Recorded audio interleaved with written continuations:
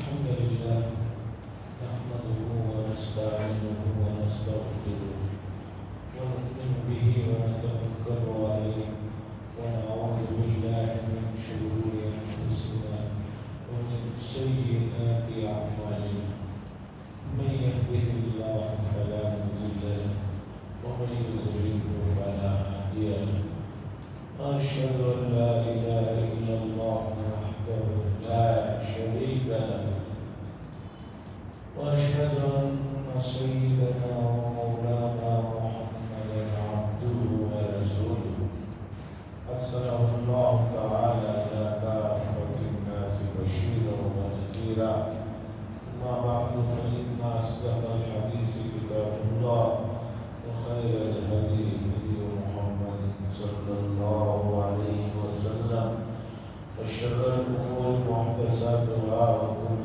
محدثة بدعة وكل بدعة ضلالة وكل ضلالة في النار.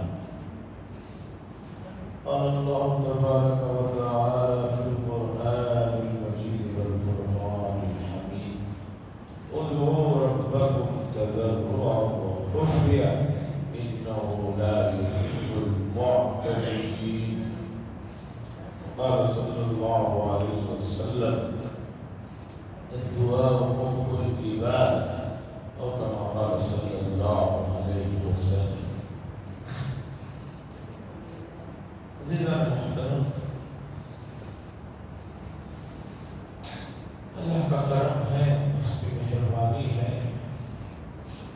اس نے اس کے گھر میں حاضری کا موقع عنایت فرمایا، اس کے سامنے سر جھکانے کی عظیم الشان دولت سے لوگوں کو مالا مال فرمایا۔ اللہ کے سامنے سر جھکانے کی توفیق کا مل جانا کوئی معمولی دولت نہیں، کوئی معمولی نعمت نہیں ہے۔ مسئلہ یہ ہے کہ کچھ چیزیں انسانوں کو سمجھ میں آ رہی ہیں اور کچھ چیزیں ہیں جسے وہ سمجھنا ہی نہیں چاہتا ہے۔ جب آپ سمجھنا چاہیں گے تب اللہ کی طرف سے وہ چیزوں کو سمجھایا جائے۔ آپ ایک چیز چاہیں گے ہی نہیں تو کیوں آپ پر زور زبردستی کی جائے؟ مجھے بتائیے، ہم میں سے کتنے بلکہ سبھی لوگ ایسے، چاہے پڑھے لکھے ہوں، ان پڑھ ہوں، شہر کے ہوں، گاؤں کے ہوں، کہ ہم جب دیکھتے ہیں کہ کوئی سامنے والا آدمی ہمیں دلچسپی نہیں ہے ملنے میں تو ہمیں اس سے ملتے نہیں۔ آدمی کی چاہت کا اظہار سامنے سے اگر نہیں ہو رہا ہے تو آپ کی غیرت بھی اجازت نہیں دیتی کہ آپ اس سے مل جائیں۔ یہ نیچرل بات ہے، اس میں کوئی یہ نہیں۔ اور یہ چیز اتنی زیادہ کامن ہے کہ سب سے زیادہ آپ چھوٹے بچوں میں اس چیز کو دیکھیں گے، جو بچے ابھی بولنا بھی نہیں سیکھیں گے۔ آپ نے دیکھا ہوگا کہ کچھ بچے فوراً کسی کے پاس بھی آ جاتے ہیں اور کچھ بچے آتے نہیں ہیں۔ کیوں؟ بچوں کو بھی اللہ نے اتنی عقل اور سینس رکھا ہے کہ وہ دیکھتے ہیں کہ سامنے والا چاہت کا اظہار کر رہا ہے تو آتے ہیں، اور نہیں اظہار کر رہا ہے۔ کچھ لوگوں کو چھوٹے بچوں کو اٹھانے میں، یہ کرنے میں ذرا عجیب سا ہوتا ہے، یہ کوئی اچھی چیز نہیں ہے۔ حدیث میں آتا ہے کہ رسول اللہ صلی اللہ علیہ وسلم حضرت حسین رضی اللہ تعالیٰ اور حضرت اسامہ رضی اللہ تعالیٰ جو حضور صلی اللہ علیہ وسلم کے لیے پالے بیٹے کے بیٹے ہیں، ان دونوں کو دونوں مانڈیوں میں بٹھا لیتے تھے، دونوں کو کھلاتے تھے۔ ایک گاؤں کے صحابہ ہیں، انہوں نے دیکھا کہ رسول اللہ صلی اللہ علیہ وسلم کبھی اس نواسے کو بوسہ دے رہے ہیں، کبھی اس بچے کو بوسہ دے رہے ہیں، تو انہوں نے کہا کہ اللہ کے رسول آپ بچوں سے پیار کرتے ہیں، بوسہ دیتے ہیں؟ میرے تو کئی بچے ہیں، میں نے کبھی آج تک ان کو اٹھایا بھی نہیں، بوسہ بھی نہیں دیا۔ تو حضور صلی اللہ علیہ وسلم نے فرمایا اگر کسی کے دل سے نرمی محبت چھین لی جائے تو اسے میں کیا کر سکتا ہوں۔ تو بتانا چاہ رہا تھا کہ بچے بھی اس چیز کو محسوس کرتے ہیں کہ جو ان کو محبت سے دیکھتا ہے آپ کے پاس چلے آتے ہیں، ان کے چہرے کے اس سے ہی ان کو معلوم ہے۔ اب انسانوں سے ہٹ کر آپ جانوروں کی طرف آئیے۔ جانوروں میں بھی جانور کچھ لوگوں کے پاس چلے جاتے ہیں، کچھ کے پاس نہیں جاتے ہیں، اس لیے کہ وہ چہرے سے محبت کا اظہار ہے، اپنائیت ہے تو وہ سامنے آتے ہیں۔ تو اب آپ سمجھیے کہ ایک انسان جو دوسرے انسانی کی طرح ہے، اسے جب کوئی سامنے والا دلچسپی نہیں دکھا رہا ہے تو وہ اس سے ملنے تیار نہیں ہے۔ تو اللہ تبارک و تعالیٰ جو شہنشاہوں کے شہنشاہ ہیں، جو تمام لوگوں کو عطا کرنے والے ہیں، اگر کوئی ان کی طرف دلچسپی نہ لے تو کیوں اللہ اس کی طرف دلچسپی لے؟ سوچنے کی بات ہے۔ ہم کہتے ہیں کہ اللہ متوجہ نہیں ہو رہے، اللہ میری نہیں سن رہے۔ ارے بھئی تم اللہ کی کب سن رہے ہو؟ 24 گھنٹے میں آپ کتنے منٹ اللہ کی سن رہے ہیں؟ یا ہفتے میں کتنے دن میں کتنا وقت آپ نکال رہے ہیں؟ یا مہینے میں کتنے دنوں میں کتنا وقت آپ نے نکالا ہے؟ کبھی آپ نے اس پر توجہ دی؟ اللہ تو وہ ذات ہے کہ جس کی طرف متوجہ ہونے والوں کے واقعات قرآن و حدیث میں بھرے پڑے ہیں۔ آدم علیہ السلام کی ایک بھول کے بعد جو انہوں نے اللہ کی طرف توجہ کی ہے، معافی مانگی ہے، گڑ گڑایا ہے، تاریخی روایتوں کے مطابق 40 سال کا عرصہ انہوں نے جو ہے آسمان کی طرف چہرہ تک نہیں کیا۔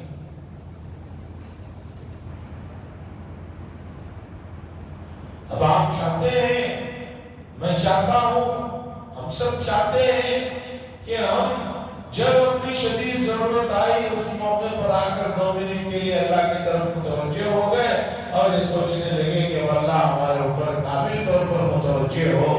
تو عقلی اعتبار سے کامن سنس آپ کے پاس، سب کے پاس ہے، یہ کیسے ممکن ہے؟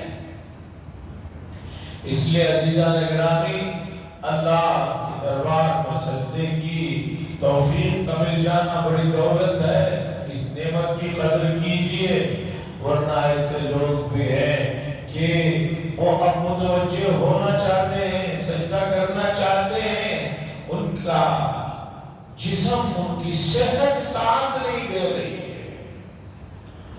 قرآن کریم نے میدان محشر کا واقعہ بتایا۔ میدان محشر میں جب اللہ تجلی فرمائیں گے، یوم یکشف عن ساق ویدعون الی السجود فلا یستطیعون۔ قیامت کے دن اللہ تبارک و تعالیٰ تجلی فرمائیں گے، اپنا دیدار کرائیں گے۔ وہ تجلی کیسے ہوگی، دیدار کیسے ہوگا، اللہ بہتر جانتے ہیں، وہ ہم اس دنیا میں نہیں سمجھ سکتے، نہ سمجھا سکتے۔ حدیث میں آتا ہے، قرآن کی آیت کی تفسیر میں، جو ہی اللہ تجلی فرمائیں گے، ماننے والے لوگ سب کے سب سجدے میں چلے جائیں گے۔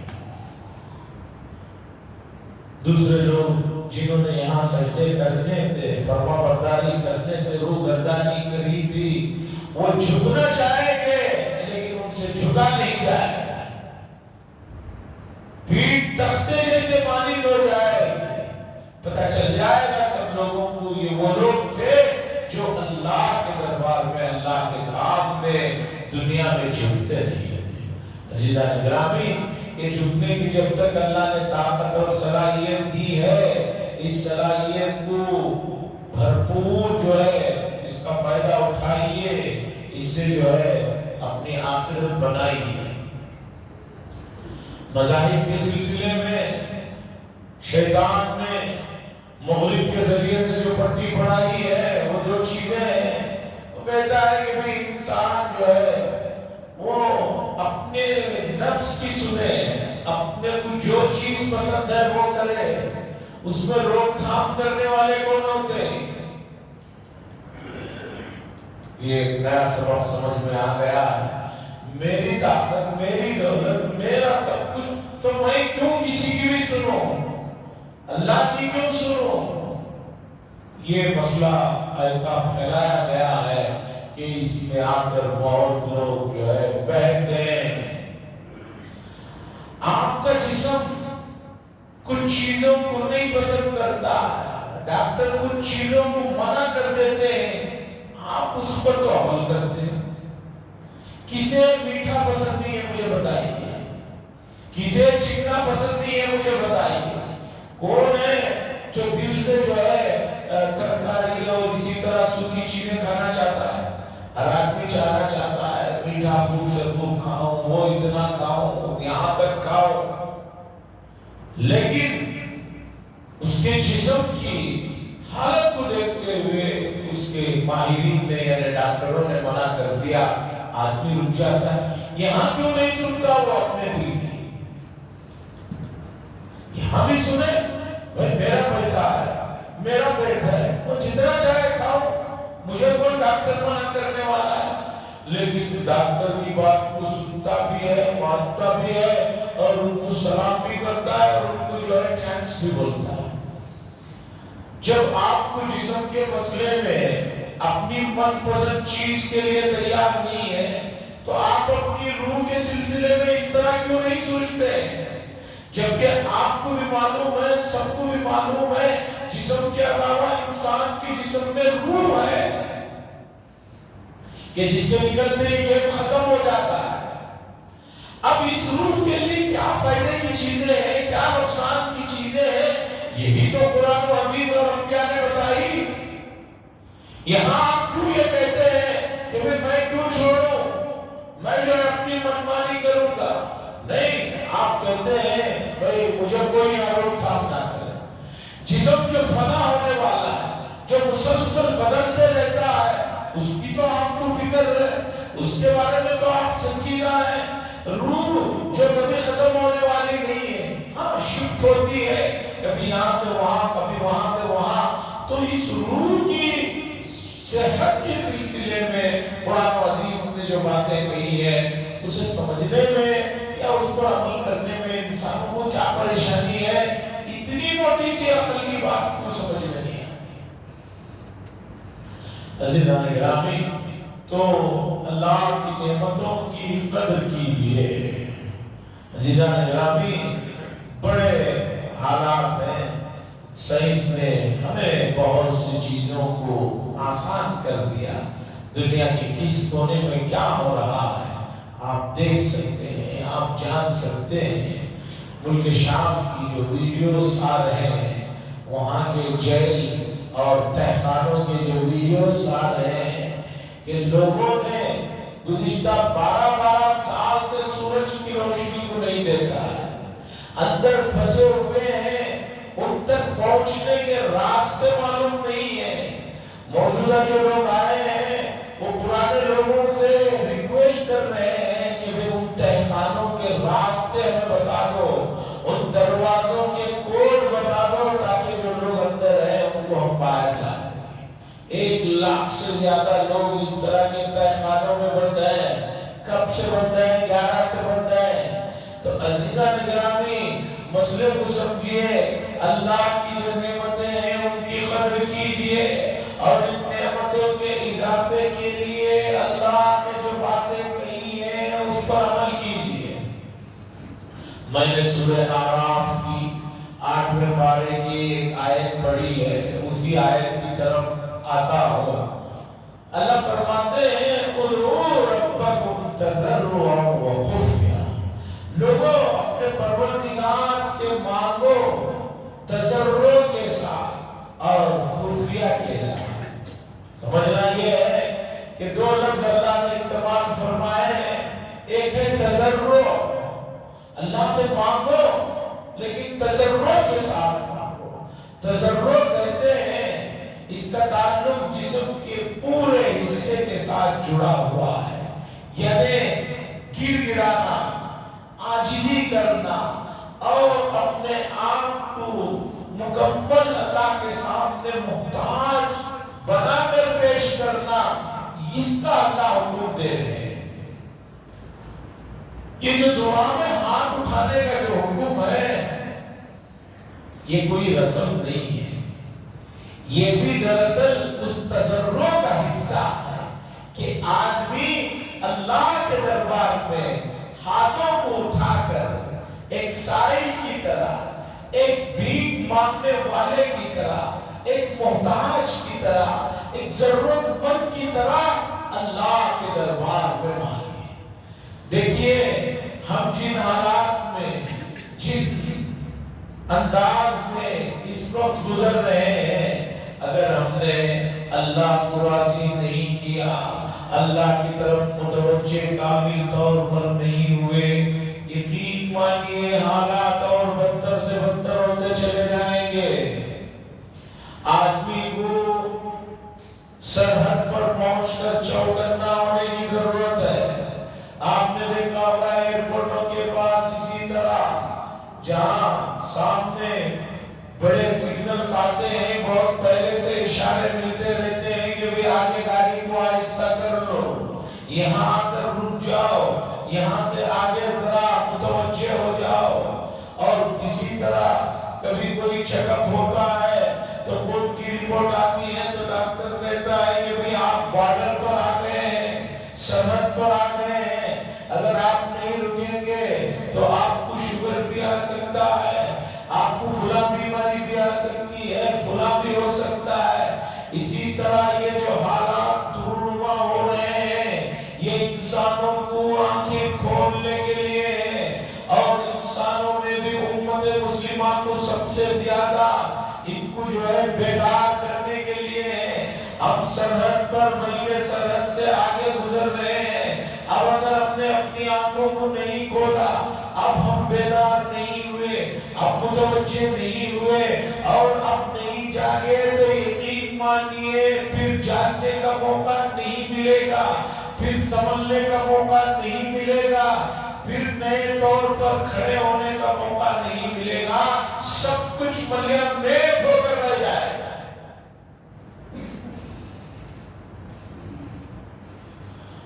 تو نہ مٹ جائے گا ایران کے مٹنے سے۔ ڈاکٹر اقبال صاحب کے اشعار ہیں کہ یہ جو انقلابات آتے ہیں، ان انقلابات سے اگر تو یہ سمجھ رہا ہے کہ بھئی وہ مٹ گئے تو میں بھی مٹ جاؤں گا، نہیں نہیں، بلکہ ان انقلابات سے تجھے بیدار کرنا مقصد ہے۔ اگر تو بیدار نہیں ہوا تو تو بھی ختم ہو جائے، تو نہ مٹ جائے گا ایران کے مٹنے سے۔ عزیزان اکرامی، یہ آنکھیں کھولنے کے لیے رونما والے واقعات ہیں۔ آپ بیدار نہیں ہوں گے، ایسے موقع پر بھی آپ اللہ کی طرف متوجہ نہیں ہوں گے تو کیا جب فرشتے یا موت جب آنی ہے تبھی آتی ہے، صورتیں بدل جاتی ہیں، ایک آدمی کی موت متعین ہے، اس وقت آنا ہے۔ اب اگر آدمی انتظار کرے گا تو صحیح موت آتی ہے، جلد بازی کرتے ہیں تو خودکشی کر لیتے ہیں۔ لوگ مسئلہ پوچھتے ہیں حضرت خودکشی جو آدمی نے کر لیا اس کی موت تو پہلے ہو گئی؟ نہیں، اس کی موت بھی اس کی وقت کی جس وقت لکھی گئی تھی، بس اس نے جو ہے غلط چوائس کیا، موت کو غلط طریقے پر آنا ہے۔ خودکشی کرنے والا وقت سے پہلے نہیں مرتا، اہل سنت والجماعت کا عقیدہ ہے۔ کیوں؟ قرآن میں ایک نہیں 50 آیتیں ہیں۔ اللہ فرما رہے اذا جاء اجلهم لا يستأخرون الساعة ولا يستقدمون، جب مدت ختم ہو جاتی ہے تو اس سے 1 منٹ پہلے بھی موت کسی کی نہیں ہوتی، 1 منٹ بعد بھی نہیں ہوتی۔ اب خودکشی کرنے والے کو اگر آپ یہ کہتے ہیں کہ بھی وہ پہلے مر گیا تو یہ آیتوں کو کیا کہیں گے آپ؟ ان آیتوں کو کیا کہیں گے؟ آیتوں نے جو بات بتائی وہی صحیح ہے۔ اب سوال ہوگا پھر وہ مر گیا، اس کا مسئلہ اتنا ہی ہے کہ موت اسے آ ہی رہی تھی وقت پر، لیکن اس نے غلط انداز میں موت کو چوائس کیا۔ رک جاتا تو نارمل انداز میں ہوتا۔ حدیث میں ایک آدمی کے لیے رزق بھی متعین ہے، پانی بھی متعین ہے، ہوا بھی متعین ہے. اب اگر وہ سوچ رہا ہے کہ میں زیادہ بہت کھا لوں گا، جلدی جلدی کھا لوں گا تو زیادہ کھا لوں گا، نہیں، جتنا لکھا ہے اتنا ہی آپ کھا رہے ہیں، اس سے آگے کچھ نہیں جا رہے ہیں. بات دراصل یہ ہے کہ قرآن و حدیث میں جو اللہ اور اس کے رسول نے ہمیں اللہ کے سلسلے میں جو عقیدوں کی تعلیم دی ہے اسے سمجھنے کی ضرورت ہے. ان عقیدوں کو اگر صحیح کر لیں گے آج بھی کبھی پریشان نہیں ہوگا. آج جو پریشان ہے، یورپ پریشان ہے، امریکہ کے لوگ پریشان ہیں، مغرب کے پڑھے لکھے لوگ پریشان ہیں، سب کچھ ہوتے ہوئے جو پریشان ہے، کیوں؟ اس لیے کہ ان کے پاس صحیح عقیدوں کا علم نہیں ہے. اگر صحیح عقیدے ہوں گے تو آدمی پریشان نہیں ہوگا، وہ اللہ کی طرف بات کو پھیر کر چھوڑ دے گا. تو عزیزان گرامی، میں بات پھر لاتا ہوں، یہ جو حالات دنیا میں رونما ہو رہے ہیں مجھے اور آپ کو بیدار کرنے کے لیے ہیں، جاگنے کے لیے ہیں.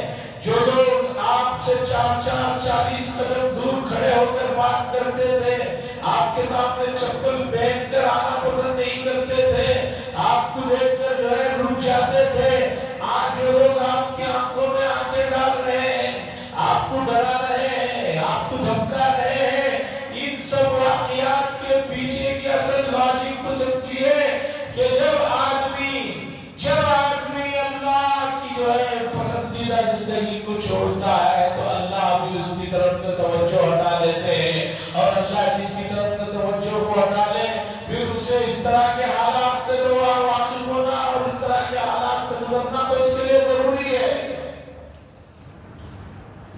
ادعوا ربکم تضرعا وخفیا، اللہ نے فرمایا اللہ سے مانگو تضرع کے ساتھ.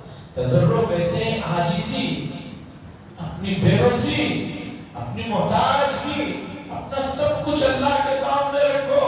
اسی لیے حدیث میں ہاتھوں کو اٹھا کر دعا کرنے کا حکم دیا گیا کہ اس میں آدمی کو اپنی محتاجگی کا اظہار کا احساس ہوتا ہے. اور ہاتھوں کو کتنا اٹھانا، کیا کرنا، ہر چیز تفصیل کے ساتھ حدیث میں بتائی گئی. دین کو جو قرآن و حدیث میں دین کے معاملات میں رہنمائی اللہ اور اس کے رسول نے فرمائی ہے، اس میں جو ہے اپنی طرف سے اضافے کی اجازت نہیں ہے. ہاں، قرآن و حدیث نے دنیا کے معاملات میں، ترقی کے معاملات میں، کمانے کے معاملات میں آپ کو جو ہے چند چیزوں کا پاس و لحاظ رکھ کر آگے بڑھنے کا حکم دیا ہے. آپ اس میں جتنا چاہے آگے بڑھیے، اس سے آپ کو نہیں روکے گا. لیکن عبادات میں آپ جو ہے اپنی پسند کی چیزوں کو نہیں داخل کر سکتے. دعا کے سلسلے میں قرآن و حدیث میں بڑی تفصیلات ہیں. حدیث میں اللہ کے نبی نے فرمایا الدعاء مخ العبادہ، دعا تو عبادت کا مغز ہے، اس کی روح ہے، اس کی اصل اسپرٹ ہے، اور اس کی تفصیلات بتائی گئی. لیکن امت مسلمہ ان چیزوں کو سیکھنے کا کوئی ذوق بھی نہیں رکھتی، نہ کوئی دلچسپی ہے. وہ سمجھتے ہیں ہم جو کر رہے ہیں وہی ٹھیک.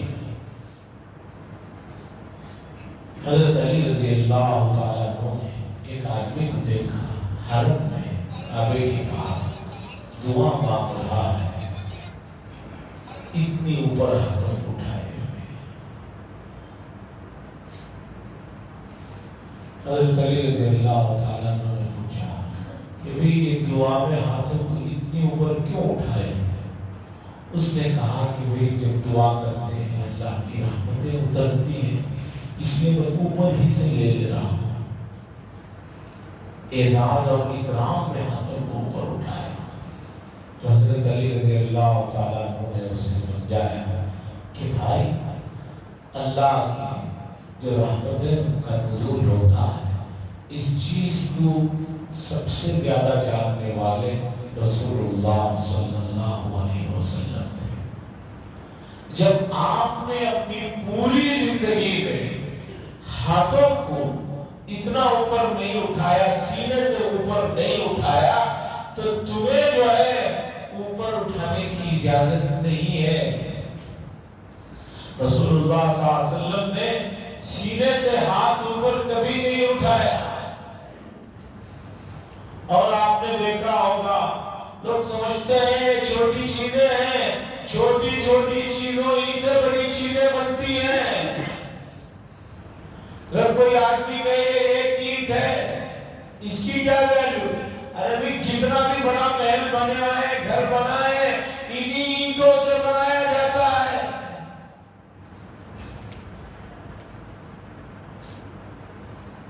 بہت سارے احباب دعا کے لیے ہاتھ اٹھاتے ہیں، کوئی اتنا گیان رکھتا ہے. بعض لوگ ایسا ہاتھ پکڑے، بعض لوگ ایسا ہاتھ پکڑے. اور اب تو بعض لوگوں کو دعا کے موقع پر ہاتھ اٹھاتے ہوئے ہی پریشانی ہے.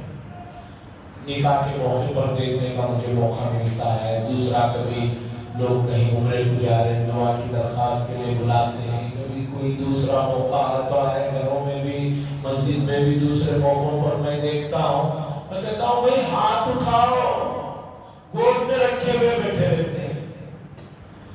ارے رسول اللہ صلی اللہ علیہ وسلم نے جو ہاتھ اٹھانے کو بتایا ہے، سکھایا ہے، کس لیے سکھایا ہے؟ اس لیے کہ یہ تضرع کا حصہ ہے. قرآن نے کہا ادعوا ربکم تضرعا وخفیا، تضرع کے ساتھ اللہ کے سامنے مانگو. ہاتھ کا اٹھانا سنت کے مطابق یہ تضرع کا حصہ ہے، گر گرانے کا حصہ ہے. اپنی بے بسی اور محتاجگی کو اللہ کے دربار میں دکھانے کا طریقہ ہے. اگر کوئی آدمی اللہ کے سامنے اپنے آپ کو بے بس اور محتاج اور ضرورت مند نہیں ظاہر کرے گا تو کیسے اس کے اوپر اللہ تبارک و تعالیٰ کی رحمتیں متوجہ ہوگی؟ دعا کب مانگنا ہے، کیسے مانگنا ہے، کون سے مواقع ہیں، تفصیلات ہیں. ان تمام چیزوں کو ہمیشہ ذہن میں یاد کر کے رکھیے. اور دعا جیسی عبادت بھی بعض مرتبہ اس کا موقع نہیں ہے تو مانگنے کی اجازت نہیں ہے. جیسے کہ آپ کسی بھی مسجد میں فجر کی نماز میں جائیے، جماعت کھڑی ہو گئی ہے، لوگ پیچھے دعا مانگتے ہوئے بیٹھے ہیں. لوگ پیچھے دعا مانگتے ہوئے بیٹھے ہوئے ہیں. ابھی ایک سفر میں گیا، فجر کے وقت میں پہنچا، جماعت کھڑی ہوئی ہے، دیکھا دو آدمی اطمینان سے دعا مانگتے ہوئے بیٹھے. بتایا تو کہہ رہے ہیں حضرت دعا ہی تو مانگ رہے تھے، دعا مانگ رہے تھے. کوئی بھی کام آپ کو اسی وقت آپ کا معتبر مانا جائے گا جو قرآن و سنت کے مطابق ہو. آپ کو نماز پڑھنے کا بہت شوق ہے تو کیا زوال کے وقت میں آپ کھڑے ہو کر نماز پڑھ سکتے ہیں؟ کیا نماز کا بہت شوق ہے تو عصر کے بعد آپ نفل نماز پڑھ سکتے ہیں؟ کیا سورج نکل گئے کے وقت میں آپ نفل نماز پڑھ سکتے ہیں؟ آپ کو روزہ رکھنے کا بڑا شوق ہے، آپ بہت بڑے متقی آدمی ہیں تو کیا عید کے دن آپ روزہ رکھ سکتے ہیں؟ حرام ہے عید کے دن روزہ رکھنا. اسی طرح عید الاضحیٰ اور اس کے بعد کے 2 دن روزہ رکھنا جائز نہیں ہے. عمرہ کرنا بڑی عبادت ہے، لیکن حج کے 9ویں تاریخ سے لے کر 12ویں 13ویں تاریخ تک عمرہ بھی نہیں کر سکتے. عزیزان گرامی، آپ کس دنیا میں جی رہے ہیں؟ آپ ذرا بیدار ہو جائیے. دنیا کے معاملات میں ہماری بیداری کا عالم بہت تیز ہے. دینی معاملات میں کیوں بیدار نہیں ہو رہے ہیں؟ ادعوا ربکم تضرعا وخفیا، اللہ کے سامنے گر گراؤ. اللہ کو گر گرانا پسند ہے. وہ خفیہ اور اللہ تبارک و تعالیٰ کے سامنے آہستہ سے اللہ تبارک و تعالیٰ کو پکارو. حدیث میں آتا ہے ایک صاحب کو دیکھا بہت زور زور سے چیخ مار کر جو ہے دعائیں مانگ رہے تھے. رسول اللہ صلی اللہ علیہ وسلم نے فرمایا تم جس پروردگار کو پکار رہے ہو وہ پیدا نہیں ہے. خفیہ کی تفسیر میں مفسرین نے لکھا ہے کہ ریاکاری سے بچنا بھی اس میں داخل ہے. اور حدیث میں اللہ کے نبی صلی اللہ علیہ وسلم نے فرمایا بالکل مقفع مسجع، بہت پرنٹڈ الفاظ کے ساتھ آدمی دعا مانگے. الفاظ کو زیادہ سے زیادہ ظاہر کرنے کے لیے یہ بھی ناپسندیدہ ہے. انہو لا یحب المعتدین، اللہ فرماتے ہیں اللہ تبارک و تعالی زیادتی کرنے والوں کو پسند نہیں کرتا. عزیزان گرامی، میں پھر اپنی بات کو سمیٹتا ہوں اور آتا ہوں اس طرف کہ موجودہ انقلابات جو ہے ہمیں بتا رہے ہیں، ہمیں بیدار کر رہے ہیں، اور بیداری کا پہلا حصہ یہ ہے کہ آدمی پروردگار کی طرف متوجہ ہو جائے، پروردگار کی طرف جو ہے لگا رہے۔ لوگ کہتے ہیں ہر وقت کوئی آدمی کیسے اللہ کی طرف لگتا ہے؟ اللہ جزائے خیر دے حضرت حکیم الامہ مولانا اشرف علی تھانوی قدس سرہ کو ہر چیز کو مثالوں سے بڑے پیارے انداز میں واضح کر کے گئے۔ حضرت نے لکھا، ذرا سوچو، ایک آدمی جس کے جوان بیٹے کا انتقال ہو جائے، ایک آدمی جس کے جوان بیٹے کا انتقال ہو جائے، تو اب کتنے غم میں ہیں، اب اتنے غم میں پریشانی میں ہیں، اب اس سے لوگ آ رہے ہیں سلام کرنے، وہ جواب بھی دے رہا ہے، اسے لوگ زبردستی کھلا رہے ہیں، پلا رہے ہیں، کھا بھی رہا ہے، پی بھی رہا ہے۔ کیا بتائیے، کھاتے ہوئے، پیتے ہوئے، بات کرتے ہوئے وہ کیا غم سے آزاد ہو گیا ہے؟ نہیں آزاد ہوا ہے، غم میں ڈوبا ہوا ہے۔ بعض لوگ تو بالکل ہی جو ہے سالوں تک اس سے نہیں نکل پاتے، جتنے بھی دن غم ہے، آپ بتائیے مسلسل غم میں ہے، وہ اپنی ضرورتوں کے لیے جو ہے کھا بھی لے رہا ہے، بات بھی کر لے رہا ہے، دوسرے بھی کام کر لے رہا ہے، لیکن غم اس سے جڑا نہیں ہوا ہے۔ اسی طرح اس آیت کو سمجھیے، ہمیشہ اللہ کی طرف متوجہ رہیے۔ آپ اپنے تمام کام کرتے ہوئے بھی اللہ کی طرف متوجہ رہ سکتے ہیں۔ قرآن حدیث نے کہیں یہ نہیں کہا آپ کو کہ آپ اپنی دنیا کو چھوڑ دیجئے۔ یہ تو عیسائیوں نے ایجاد کیا کہ جو ہے اللہ تک پہنچنا ہے تو رہبانیت کو اختیار کرو، جنگلوں میں پہنچ جاؤ، بیوی بچے ماں باپ رشتہ دار سب کو چھوڑو، اور ایک جو ہے کپڑا پہن کر کہیں جا کر جو جنگل میں کسی درخت کے پاس بیٹھ جاؤ۔ اسلام نے تعلیمات یہ نہیں دی۔ اسلام نے کہا دنیا میں رہو، دنیا کے کام بھی کرو، دنیا کی ضرورتوں سے بھی یہ رہو، لیکن ہمیشہ اللہ کی طرف متوجہ رہو۔ تو عزیزان گرامی، ادعوا ربکم تضرعا وخفیا، ملک کے اور دوسری جگہ کے جو بھی واقعات ہو رہے ہیں، یہ واقعات انسان کو اور ہم امت مسلمہ کو بیدار کرنے کے لیے ہیں۔ یہ بیداری کا موقع ہے، وقت ہے، وقت سے پہلے بیدار ہو جائیے۔ اور بیداری کا ثبوت جو ہے، آپ بیدار ہوئے ہیں یا نہیں، اسے معلوم کرنے کا آسان طریقہ ہے، ہر علاقے کی مسجد میں جا کر دیکھ لیجئے۔ آپ لوگ واکنگ کے لیے 4 بجے جگ رہے ہیں، 5 بجے جگ رہے ہیں، رات میں بہت دیر تک جو ہے واکنگ کر رہے ہیں، بلکہ ورک آؤٹ کے لیے گیا تھا۔ یہ لفظ بولتے ہیں نوجوان، حضرت ورکنگ کے ورک آؤٹ کے لیے گیا تھا، جم گیا تھا۔ اچھی بات ہے، اللہ کی دی ہوئی نعمت جسم ہے، اس کی حفاظت کیجئے۔ آپ بیدار ہوئے ہیں یا نہیں، یہ دیکھنا ہے تو آپ مساجد میں جا کر دیکھ لیجئے، آپ کو پتا چل جائے گا کہ امت کتنی بیدار ہوئی ہے، کتنی مستعد ہوئی ہے، کتنی حساس ہوئی ہے، کتنی سنجیدہ ہوئی ہے، کتنا انہیں اللہ کی طرف جو ہے توجہ ہے۔ مساجد میں صرف فرض نمازوں کے موقع پر جا کر دیکھ لیجئے، آپ کو پتا چلے گا امت کا 2% بھی جو ہے بیدار نہیں ہوا۔ دن بدن جو ہے مساجد سے لوگوں کی حاضریاں کم ہوتی جا رہی ہے۔ جمعہ جیسے عظیم الشان دن جسے اللہ اور اس کے رسول نے امت کے لیے منتخب فرمایا، جمعہ کی نماز کے لیے بھی امت کے پاس وقت نہیں ہے۔ عربی خطبہ ختم ہونے کے بعد لوگ آ رہے ہیں، 4 بجے بھی آپ جمعہ کی نماز جس مسجد میں ہے وہاں بھی جا کر دیکھ لیجئے، وہاں بھی لوگوں کی رکعتیں چھوٹ رہی ہیں۔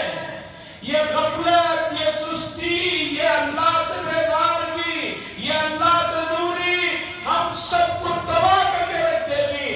جو لوگ تھوڑے بیدار ہوئے ہیں ان کی بھی ذمہ داری ہے کہ باقی جو